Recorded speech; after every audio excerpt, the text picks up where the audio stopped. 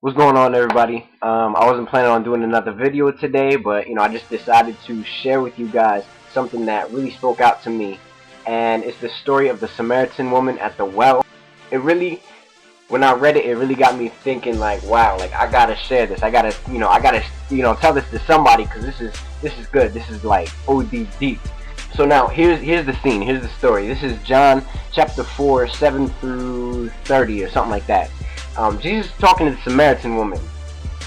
That right there shows us, like, yo, what is God's second command for us as Christians? His first greatest command, what is that? It's for us to love God. God calls us, his greatest command is love me.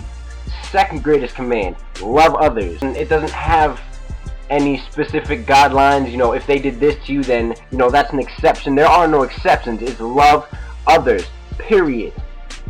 Jesus shows us this in John, when John verse 9, the Samaritan woman said to him, "You are a Jew and I am a Samaritan. How can you ask me for a drink? For Jews do not associate with Samaritans." Jews. Jesus is Jewish.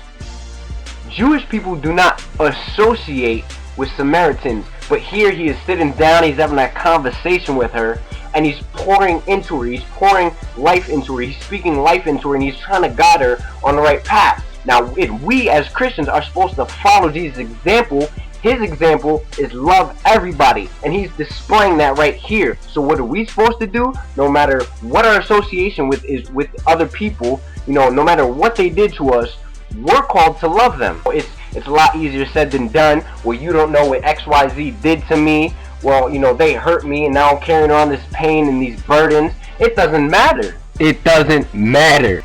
It doesn't matter. Because God's second command is for us to love them. So right, we're supposed to follow Jesus' example of loving others, and his love for others is displayed right here. Now, Jesus is calling this woman out. He calls this woman out. He's like, okay, you know what? Go get your husband and bring him back to this well. Go get your husband. Shorty says, "Sir, like, I don't have a husband." He's like, "You're right. You have 5 husbands." He's calling her out, and what he's saying here is, you have been seeking out the broken cisterns of this world by seeking fulfillment in men. Can you relate? Listen to this, listen to this.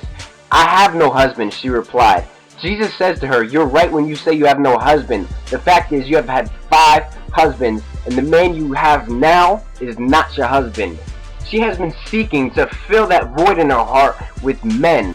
So now what I want to ask you is, what have you been trying to fill that void in your heart with?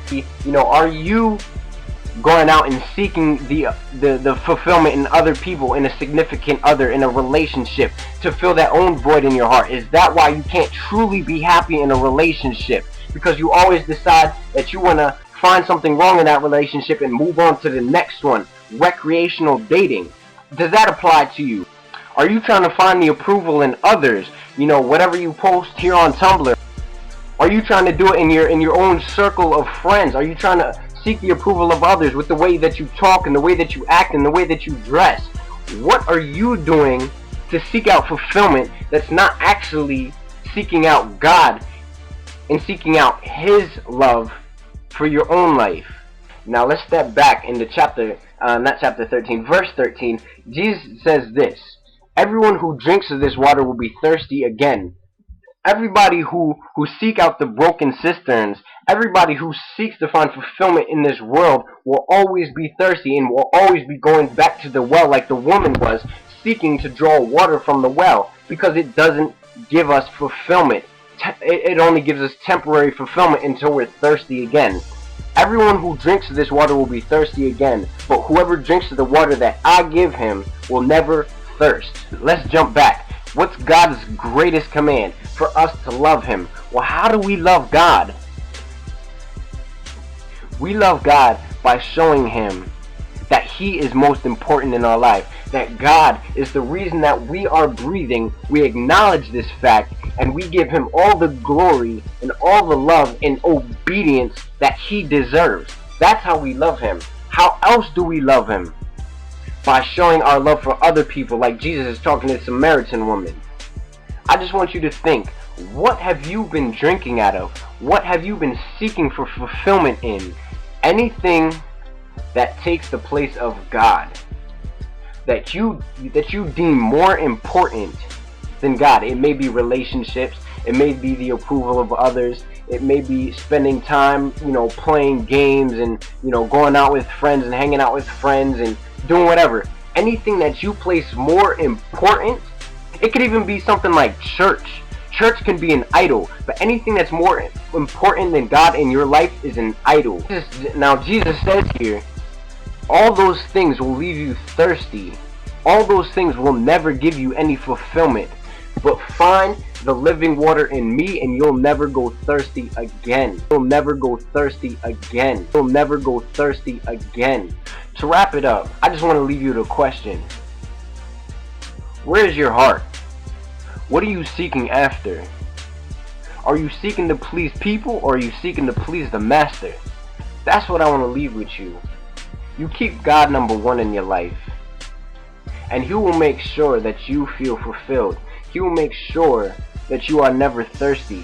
You don't think that the creator of this world, the creator of us as living beings, the creator of everything that we see around us, you don't think that the creator of this earth, of this universe, can bring us fulfillment, that other things of this world can satisfy us even better than God can?